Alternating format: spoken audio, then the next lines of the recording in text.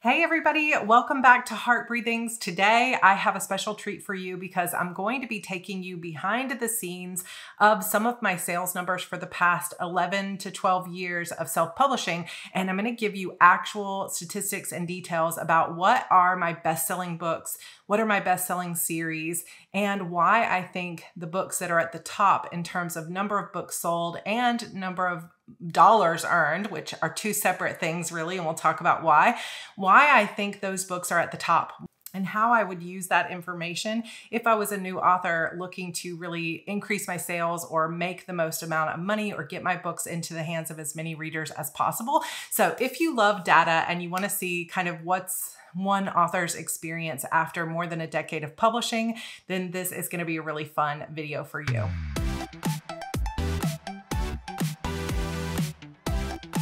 If you clicked on this video and you are new to me, my name is Sarra Cannon. I am the indie author of more than 27 novels and short stories, and I have to date sold over 750,000 books in my career. And I'm going to talk about some of the ups and downs there, which of the books that I have that have sold the most, which ones have not sold as well, and why. And we're going to kind of tie that all into strategy.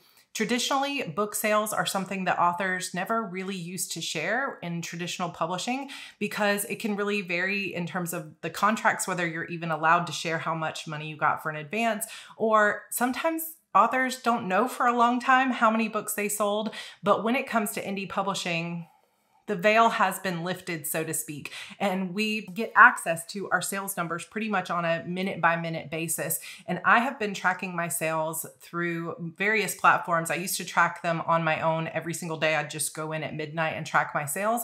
But there are tools now that will automatically pull your sales numbers from your vendors, which is really nice as well. So I'm going to be sharing my favorite one with you today. But most importantly, I wanted to share some of the wisdom that I've gained from why are these books the ones that have sold the most? What would I do differently if I were starting my career over? And what would I do if I was an author looking to really increase my sales and my reach from here out? So I'm excited to get started. Also, just to mention, if you like the stuff that you hear in this video, my course, Publish and Thrive, which is a 6-week comprehensive self-publishing class, just opened for enrollment today, which is why I thought this would be the perfect time to start talking about sales numbers and marketing strategy. So if you're interested in that class, click the link down in the description box below and come join us. We would love to have you in the class. But let's get started with my best-selling books sales numbers. Okay, so we have switched to my desktop computer. Sorry, the lighting is not as good here, but I am going to share some slides with you that have some of my sales numbers on them. So this is going to be really fun, and I'm going to do my best to keep this somewhat short and sweet so I could talk about this stuff forever. And again, if you're interested in knowing the strategies and all the things that go into this, because there's so much that you can learn that you can do to control your sales and what type of strategy you use, please come join us in Publish and Thrive. I would love to have you in there, but let's get started. So my best-selling books, again, I write young adult paranormal fiction for the most part. So I will kind of switch here just to me being full screen. My first book was Beautiful Demons. It actually had a different cover than this that I never had made into a paperback, but then I switched to the cover to this. And that's one of the cool things about being indie is that you can update your covers, you can change your metadata, you can change your categories. There's a lot of flexibility on what you can do to market your books and continue to keep them selling for years and years to come. But this was my very first ever book in 2010. So I have 3 genres that I have written in. So I have young adult paranormal, which really is young adult contemporary fantasy. And I also have a spinoff series that's new adult contemporary fantasy or new adult urban fantasy type edge to it. I guess third genre would be that I also do have one series that's more like new adult romance. And then I have a contemporary romance series that's also new adult. If you're not familiar with the term new adult, that just means that transition between young adult where you're in high school to new adult where you are not quite like out in the job world. It's still sort of coming of age, but you're somewhere in the age range between maybe like 17 and 25. That's the new adult sort of college age time in your life. So I have written all of these genres, and there are a lot of reasons why you're going to do a lot better in your indie career if you can stick to one genre that is a clear, well-selling, well-established genre. But I don't always follow the rules, because sometimes for me, it's about my joy and not just the book sales. But you can see that because of the strategies that I've employed, I've continued to be successful across multiple genres. But I did have one clear established genre and one clear established series before I branched out into those other things. So we could talk about this forever, but let's go ahead and get started with the slideshow. So the place that I prefer and love to use for all of my sales tracking now is called Scribe Count. And one of the reasons that I love it is it has this beautiful interface. So they call this the sunburst. And one of the things about Scribe Count is that it is available for wide authors. Now, to be a wide author means that you are not exclusive to Amazon or Kindle Unlimited. Your books are available widely, meaning they're at Apple Books, Google Play, Barnes & Noble, Kobo, and any other major vendor. And Scribe Count is one that you can put in all of your account information, and it's going to pull your sales data historically. So it's going to pull everything from the beginning of your publishing account. Any pen names that you've used, all of that will be available here. Now, it does also work with Kindle Unlimited, but you can use it also if you're wide. So either way. There are other places out there like Book Tracker, Book Report, Publish Wide that you can do the same thing, but Scribe Count is my favorite. But I'll put some of these links for you down below if you want to check them out. So unfortunately, when I pulled these screenshots off and put them into the slideshow, they got a little bit blurry. So I've included numbers in addition where I can. But basically, this is a sunburst of my entire career since I started publishing in 2010. And I'll have a caveat in the next slide for you, because it's not entirely everything. It's accurate for what's here, but there are more sales than this, and I'll talk about why. So the yellow is Amazon, and you can see that that is by far the largest piece of the pie, but it's not even quite 50%. And then if you move on to the next piece, that's Apple Books is the light green, Google Play is the light blue, and then the teal green is Barnes & Noble, the red is Kobo, and then the dark blue is Smashwords. And so you can see that. And if you buy Scribe Count, or if you use it, you can drill down and you can see what countries, which books were your best-selling books. There's a lot of data in here, and it's just really, really cool. I highly, highly recommend it. So Scribe Count is free for authors earning less than 1,000. If you earn between 1,000 and 2,000, it's 15 a month or 20 a month if you're earning more than that. So I am an affiliate for Scribe Count because I love them so much, but they are not like sponsoring this video in any way. But because this part was blurry, I pulled this little square here for you to be able to see it in more detail. So this is my total income earned, kind of. And the reason the kind of is there is because for some reason, this is not pulling in all of my Kobo sales. So I need to reach out to their customer support and find out why I'm missing like $40,000 worth of sales from Kobo. I don't know why it's not there. The other thing is that I had a Barnes & Noble account when I first started. They were called Pubit. And then because I switched my tax ID from my social security number to my business EIN, I had to close one account and open a new account. So there's probably about 50,000 sales at Barnes & Noble that are not counted on here because I had a lot of success at Barnes & Noble in the beginning. Actually, I was outselling Amazon at Barnes & Noble in the beginning of my career. So there's a lot of numbers that aren't accounted for here, but these are the provable numbers inside Scribe Count. So I'll use these, but just know that they're actually higher than this.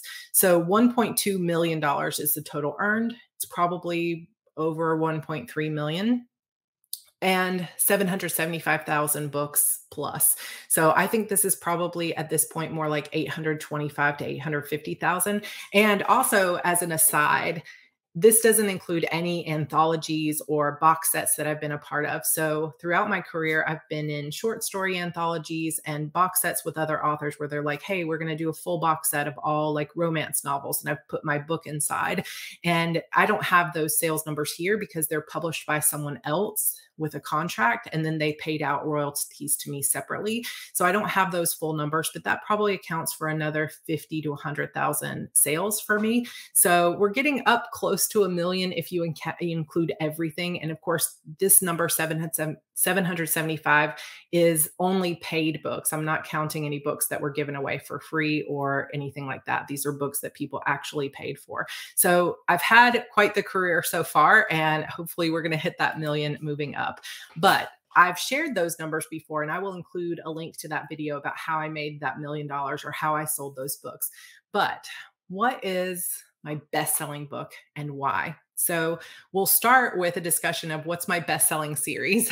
So my best-selling series is actually the first series that I ever published, that Beautiful Demons book. This top row of books from 1 through 6 up to Demons Forever were originally called the Peachville High Demons series. So that's this book cover.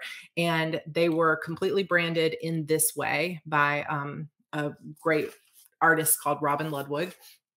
And those books were published between 2010. I first published my first book in October of 2010. And then the final book, Demons Forever, came out in December of 2012. So these 6 books were published over the course of a little over 2 years. And this was the only thing I was publishing. I wasn't publishing side stories or different genres or anything. I established myself in this young adult paranormal contemporary fantasy genre. And that was my main pure focus. When I published the 6th book, I switched to a zombie series and then to a contemporary series. And I kind of switch and mishmash genres. And we'll talk about how that was good for my soul, but not always good for my pocketbook. So we'll talk about that as we keep going, but I don't want to get ahead of myself. So because this is my best-selling series, my best-selling book comes from this series. Another thing to kind of understand is when we're talking about series and sales, when you have a series that has a trajectory where you have to read each book to understand the next one, then you're always going to have lower sales of your next book than you did of your previous book. So let me say that a different way. When you have a standalone series where each book can be read individually and they're not connected in any way, or they're only connected by like a small town or something, it's always possible that book 12 will be a breakout book and will sell more than book 11 or 10 or whatever, because people like that trope or people liked that character better. So there's always a chance with the standalone series, which is what you find a lot of times in romance or mysteries or thrillers and stuff like that. But when it comes to what I call a dynamic series, where nobody's buying book 11 if they haven't read all 10 previous books, because you would never understand what's happening. It's kind of like one long story, sort of like any fantasy series like Wheel of Time or Game of Thrones or even Harry Potter. Like you couldn't pick up book 7 in any of those series if you didn't understand what was going on previously. So each book builds upon the next. And because of the very nature of this type of series, the best-selling book is almost always going to be the first book in the series, because that's the first book everyone found. Now, when it comes to indie books, though, that's not always the case, because one of the best marketing strategies that indie authors use is to set their first book in the series free. And then that brings enough readers in that they want to read book 2, book 3, book 4. So that is why the very best-selling book in my series is Shadow Demons. This is book 4 of my series, and it has sold 102,948 books. And like I said, this is not even all of them, because if you look down at the numbers here, it says that Kobo for some reason has only made $1.69, but I have actually made something more like $2,000 on this series, on this book at Kobo. So again, I'm not sure why those numbers aren't pulled in, but that means that this 102 is accurate, but it's actually higher than this, plus those Barnes & Noble sales that I don't have accounted for here. So maybe more like 105,000 copies sold of this book. And this is my only book in my entire backlist that has sold over 100,000 copies at the moment. So I'm hoping I'll have another success like this sometime in the future, but I'm super proud of this. And another thing that's worthy to note is that even though I've sold 100,000 copies of this book and almost, 800,000 plus books of my entire career, I have never hit the USA Today or New York Times bestseller lists, because in order to hit those lists, they have to be sales within certain vendors on any, specific set of days and in the United States only. And I have a pretty global audience: UK, Australia, France, Germany. I have readers buying my books all over the world. And even though the US makes up the majority, Canada, Australia, and the UK also make up quite a bit of my fan base, and those don't count towards those lists. Also, my sales have been consistent over 10, 12 years rather than just one single spike. And so they continue to sell. And this number that's on the screen that I posted yesterday is going to already be different today, because I sell copies of these books every day, even 10 plus years after they came out. So 102,000 copies. It's never been free. It's never been in Kindle Unlimited. And if you look at the percentages, it's 99% ebook and only 1% paperback. Now, that paperback number, I have a lot of potential there, because I didn't even offer these books in paperback for many, many years, because I was just so focused on ebooks. But maybe someday they're going to be in hardcover or paperback. So we'll see. Or they are in paperback, but maybe I'll market them a little bit more effectively. So Amazon KDP is by far where the majority of these sales are coming from. Then Apple Books, Google, Smashwords, Barnes & Noble, which should be a little bit higher. So Barnes & Noble is probably more than Smashwords, but not quite as many as Google. And then Kobo Books should be up higher. So we'll reach out to Scribe Count and find out where those numbers are. But according to them right now, it stands at $86,031 earned from this book. Now, that number is not my highest income earned for my books. And sometimes you would think, well, if it's your best-selling book, surely it made you the most money, but that's not true, because the way that I marketed this series was very specific. When the first two books came out in October and December of 2010, I priced them at 99 cents because I was a new author. I wanted to get as many readers in as possible. And I was less concerned about making a lot of money and more concerned about, I want people to love this series. And so I'm going to give it to them for really, really cheap. And that was a great strategy back then. I wouldn't use that strategy exactly now, but I used that back then and it worked great. By the time the third book came out in February of the next year, 2011, I had amassed enough fans. I didn't have a newsletter. All I had was, I don't even think I had a Facebook page. All I had was a blog. But at the time, there weren't as many books cluttering up these Kindle store and Barnes & Noble and so forth. So the free / cheap books was enough to get people's attention. And by the time that third book came out, I sold 3,000 copies that first month of that book. And that was my first book I had at $2.99. Now, when you have a book at 99 cents at Amazon and Barnes & Noble and some of the other vendors, it's always been traditionally that you make only 35% royalty if you're below $2.99 or above $9.99.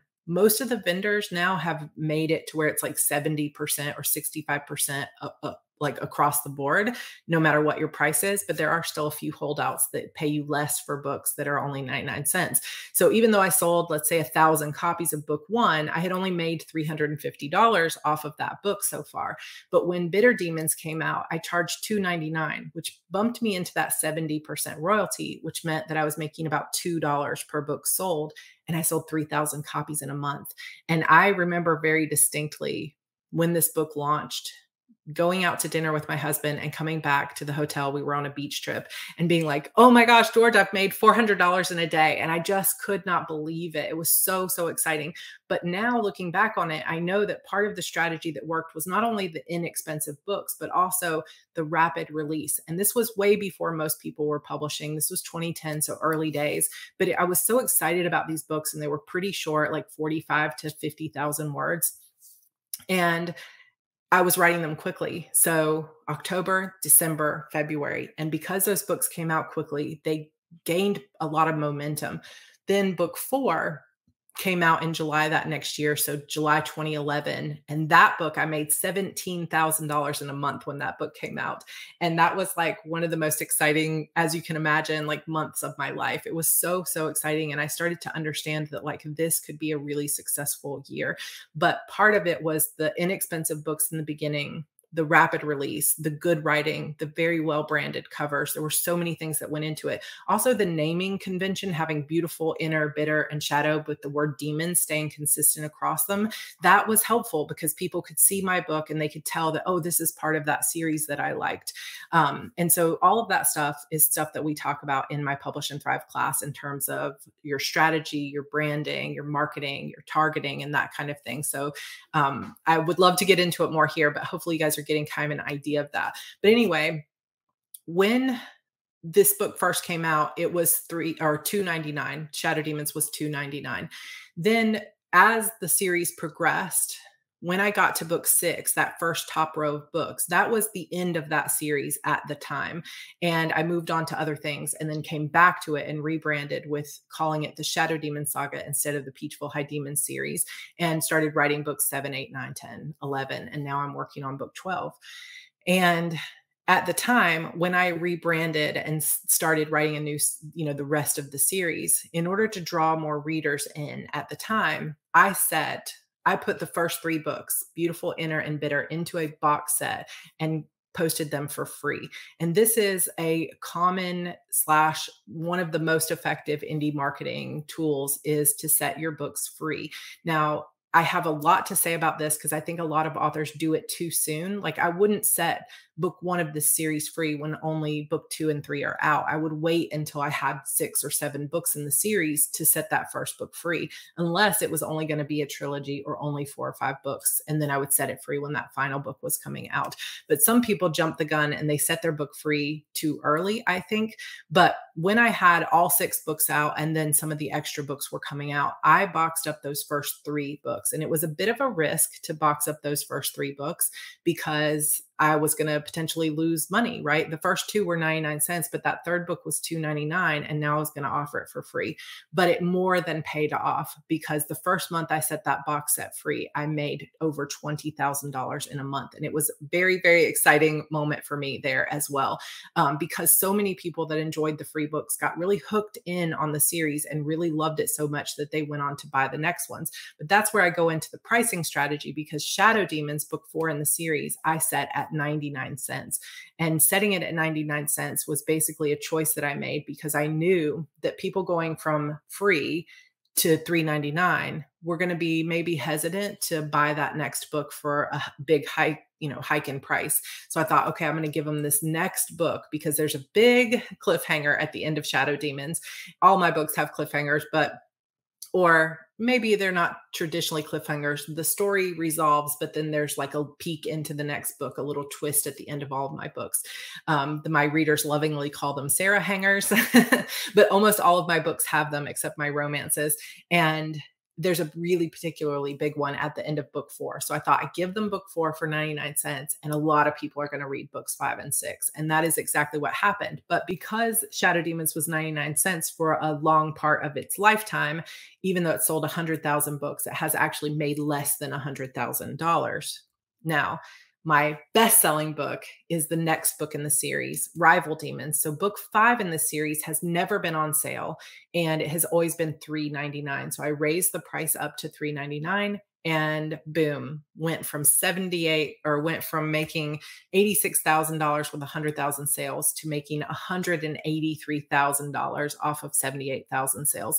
And man, that felt really good, like going through these numbers. And again, this isn't even all of it, because Kobo should be up there at like $2,000 or more dollars. Barnes and Noble should probably be up there around more like $20,000 or 16 to 17. So it's actually more than this number. So I'm getting close to having earned $200,000 off of my best-selling book, which has never hit a bestseller list, just to remind you. Now, this book in particular came out in January of 2012 when I was pregnant with my son, Andrew.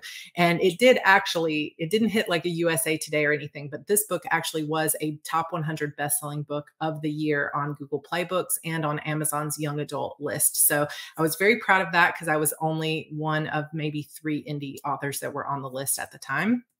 But this particular book is my most earned. So Shadow Demons is my highest selling in terms of numbers, and Rival Demons sold less books. And you can, if you look at those numbers, you've got 102 down to 78. So I basically lost somewhere around 25,000 readers in the price jump from a 99-cent book up to a $2.99/$3.99 book. And that is the way it's going to be. So again, part of the series trajectory is that you're almost always going to sell less of the next book in the series. So book 6 sold less than this, book 7 sold less than this, and so on. But also, when you have a price hike from free to paid, or from 99 cents to $4.99 or whatever, you're almost always going to see more drop off on that book than you would if you were staying consistent in your pricing. But sometimes that's the best marketing strategy to get as many readers in as possible. Now, book 6 in the series, Demons Forever, had a huge sell-through. I didn't grab a graphic for that, but that has sold somewhere around 75,000 copies. So I had 99% of the people that bought book 5 also bought book 6. And so it has also in turn made me over $150,000 in terms of my income. You can also see that less percentage, only 0.5%, have purchased the paperback. And I think that's because a lot of people want those first few books, but then they don't go on to buy the rest of the series because it doesn't mean as much to them if they're buying it because they want for nostalgia reasons. You can also see, because of the platform that I have here, that again, Amazon, then Apple, then Google, then Barnes and Noble, and so on down the road. Now, the next best-selling book that I have is obviously the next best-selling one is Demons Forever, but another book that is up there in my top sales is from my contemporary romance series. So this is called the Fairhope series. It had a different set of covers on it before, and I just recently rebranded them.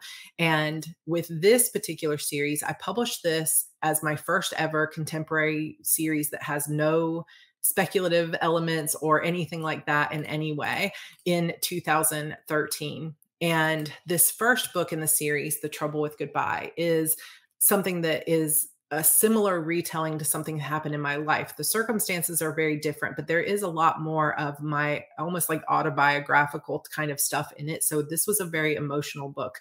And The Trouble with Goodbye came out when there was a big trend of new adult romances. However, by the time I wrote this book that has a lot of emotion, a lot of angst in it, and no sex on the page, the genre of new adult had already shifted that quickly, like within a matter of 6 months, to being very heavy on the smexy time type series, like scenes.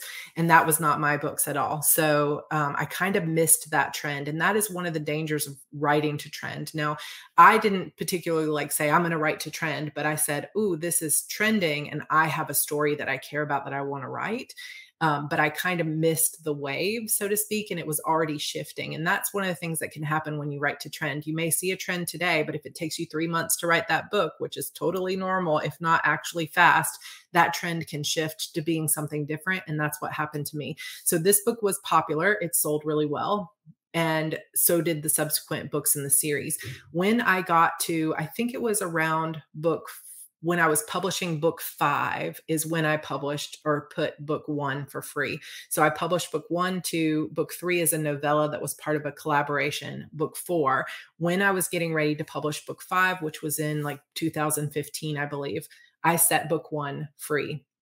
And again, I had a few enormous months, $17,000, $20,000 months, which is just incredible.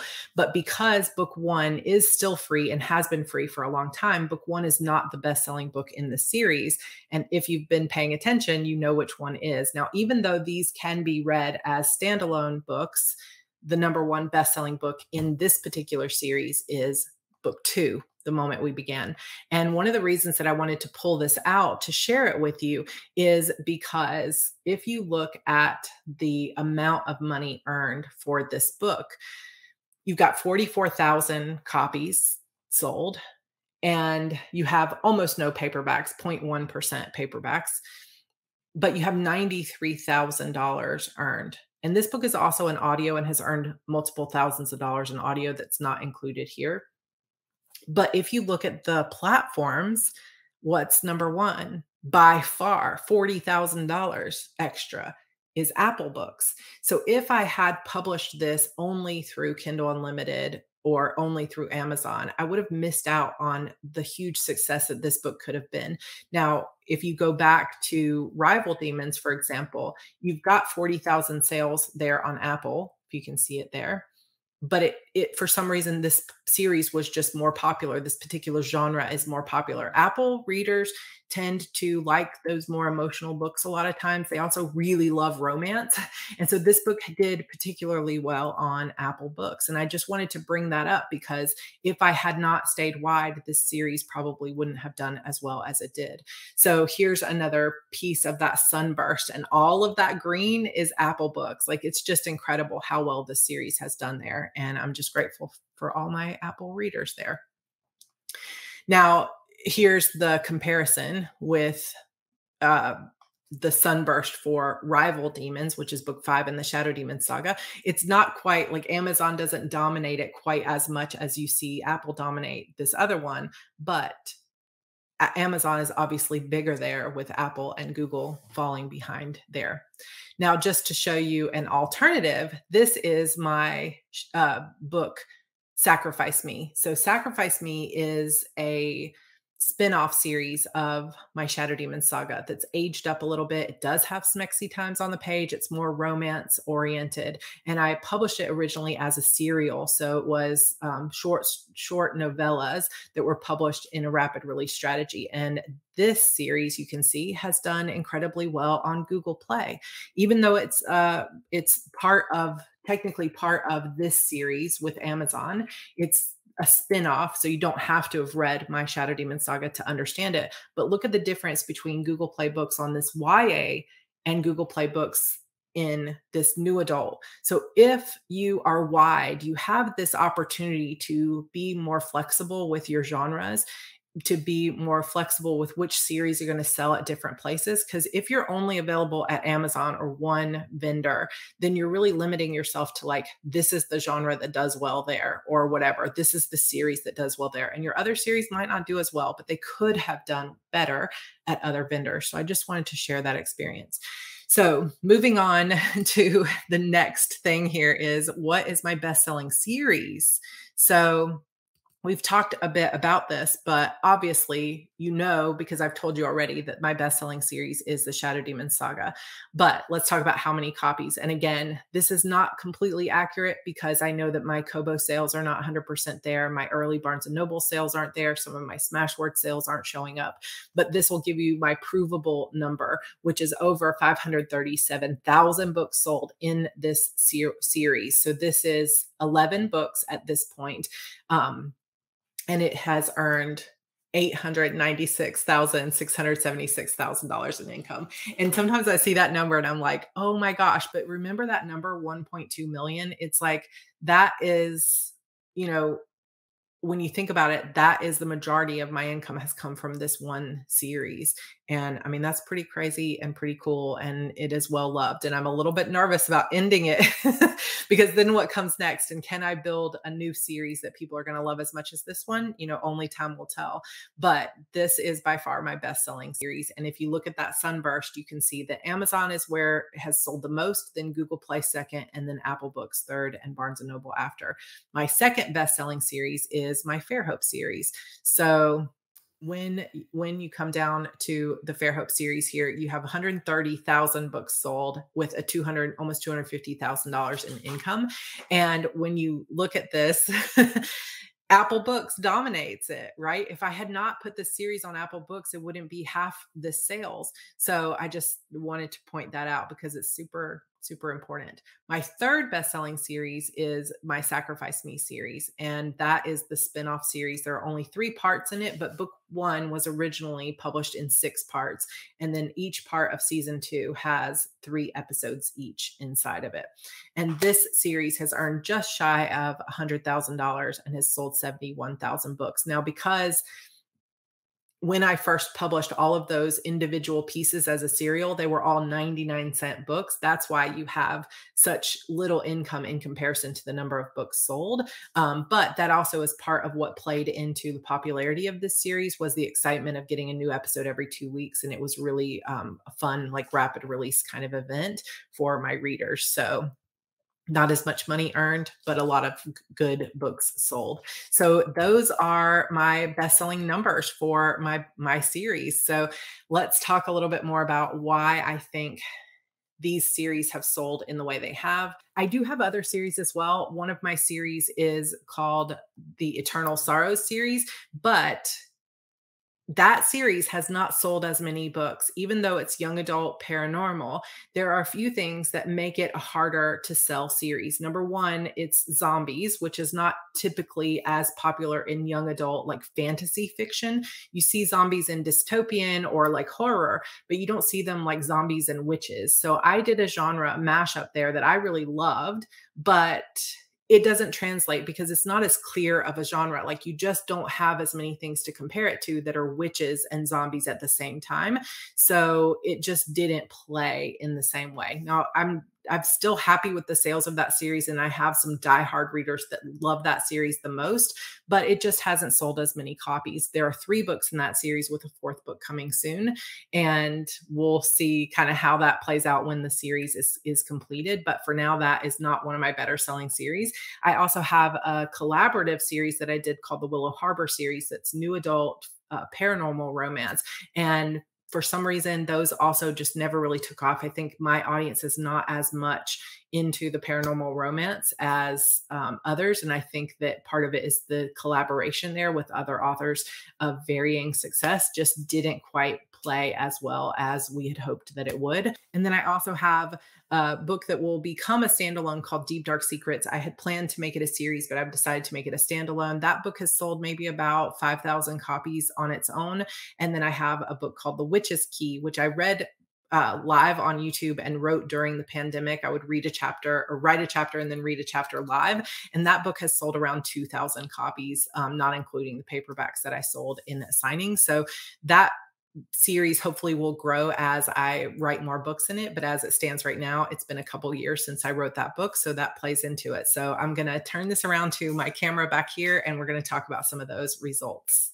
Okay, so that's some of the raw data of my sales. And like I said, some of those sales are even missing, but that gives you a pretty good overview of how those books have sold. And I want to stress too that I have never taken out Amazon AMS ads. I've never done BookBub CPC ads. I only fiddled with Facebook ads very, very little and spent very little money on them. So this is mostly organic sales based on my release strategy and setting my first book free. The other big marketing strategy that I used was newsletter ads. So if you are subscribed to any of those newsletters like Free Booksy and BookBub and Book Betty and some of those other books that will and some of those other newsletters that send out emails that say, hey, this books are on deal today, or this book's free today, or whatever. Though that is the majority of where I have focused my marketing efforts, is setting those first book free as soon as I had 4 to 5 to 6 books in the series.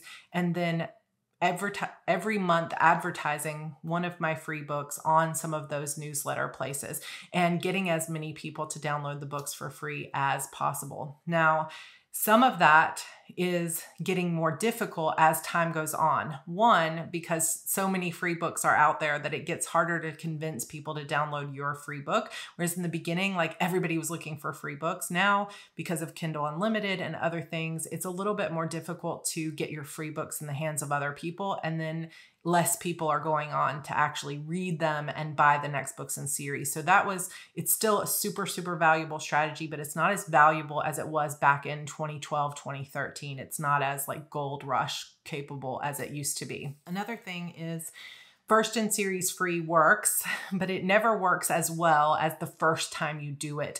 So I highly recommend, if you're going to have a 5, 6, 7 book series on your hands, do not set your book free until you have 4 or 5 books out in that series, because you're going to be just basically wasting your #1 marketing tool way too early. And I highly recommend, it's like a huge mistake I see a lot of people make, is they set their book free and all they have is book 2 and they haven't written book 3, 4, 5 or anything else, beyond it. And you will see that with my Death's Awakening Eternal Sorrows series, I only have 3 books, and the first book is free because I recently set it free because there's only one more book left in the series, and I want to get as many readers into it before the series ends. But if that series was going to be 6 or 7 books, I would not set that first book free until I had the last book about to come out. So a little caveat there. Another problem with first in series free that I see for sure with my Shadow Demon Saga is that that box set has been free now for 5 years, maybe 6 years. And so it's been promoted so many times on all those deal sites, on my website, to all my fans, everywhere, in my newsletter. So it's harder and harder after that's been pushed out there and out there. It's had a book bub 3 or 4 times. It's harder to get people to download it. So every time I run one of those ads, I actually get less downloads than I had the time before. And that's one of those struggles when you have a series that has to be read in order. But if you have a standalone series, you can always say, I'm going to set book 4 free for a little while, and then I'm going to set book 7 free, because they don't have to be read in order. But when you have a series like mine that have to be read in order, your only option is really the first few books.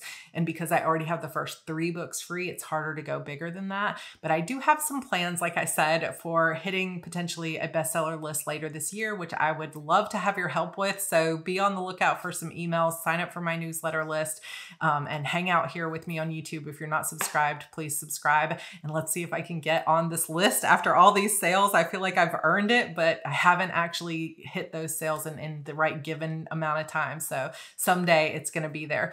But I think that once you have a long series, that first in series free gets less and less valuable over time, which is why I would say wait until you can really make the most of it and maximize it, and then advertise it until, you can no longer get any juice out of it.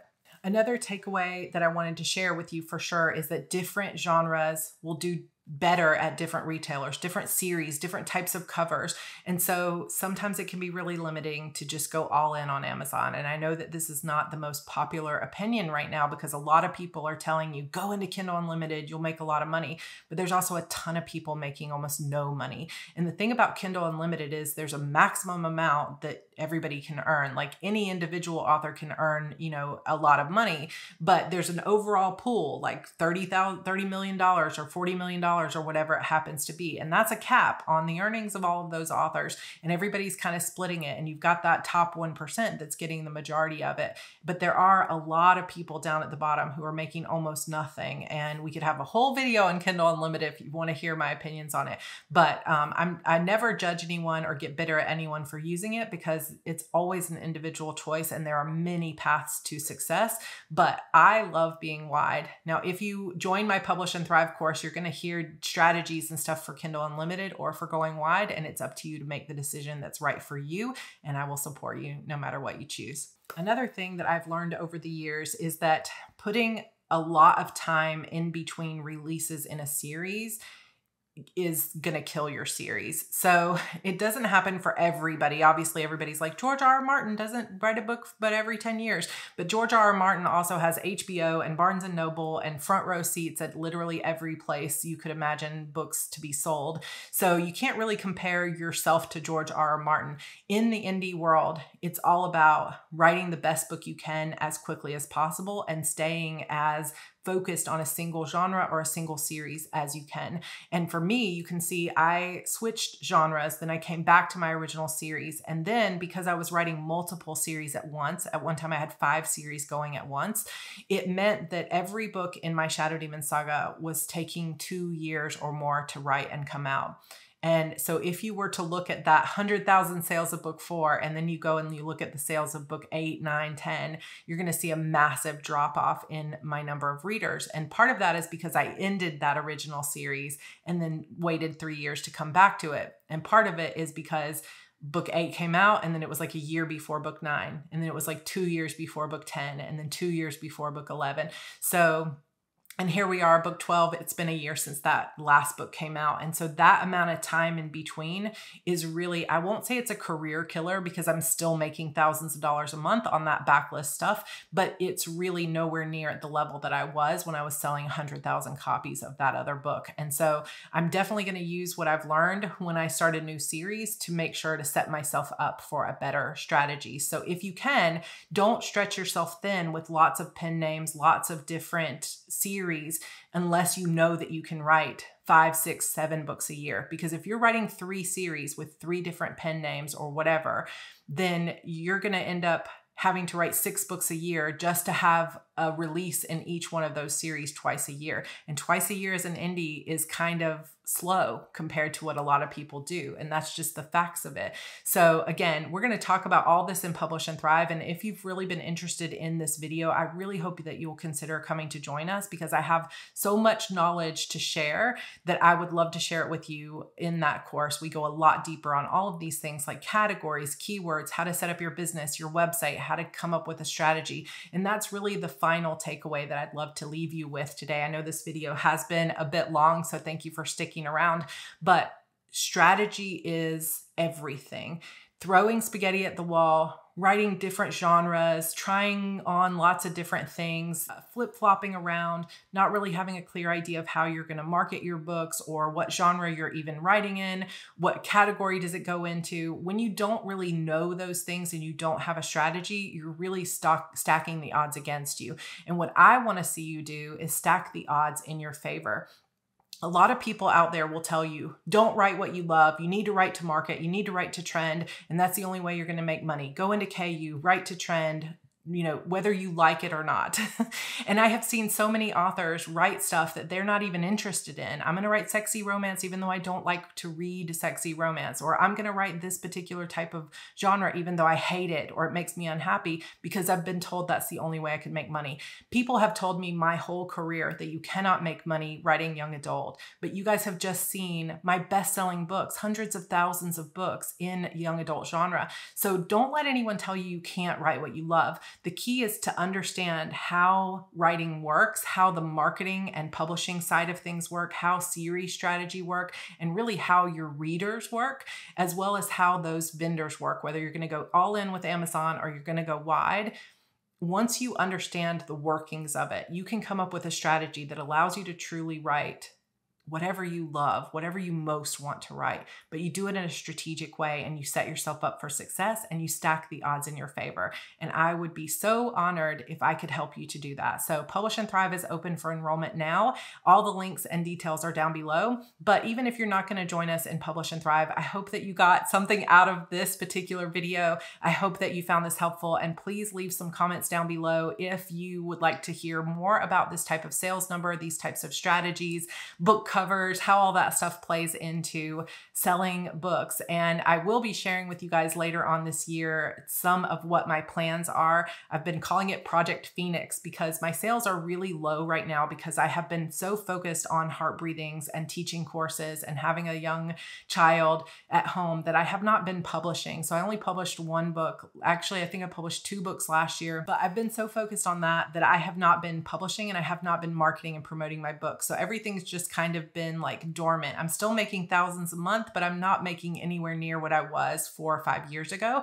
And I am ready to go back up to those bigger selling numbers to get another best-selling series under me. And I know that I can do it because I'm starting from a place that I feel like is empowered with the knowledge that I have of how to set up a good strategy. So I'm going to share that with you guys, that whole Project Phoenix stuff and how it goes, because I have, as one of my quarterly goals, is to set myself up for my best launch ever with book 12 of this series in Q4. So stay tuned. Make sure you're subscribed if you'd like to follow this. Please like this video and comment down below. And if you get a chance, come join us in Publish and Thrive. Also, this upcoming Thursday, we will have episode number 2 of my Writing Great Scenes series, where we're going to really dive into how to write great scenes that keep your readers engaged, keep them buying your books, keep them turning those pages, and keep them entertained. So I hope you enjoyed this, and I will see you guys in my next video.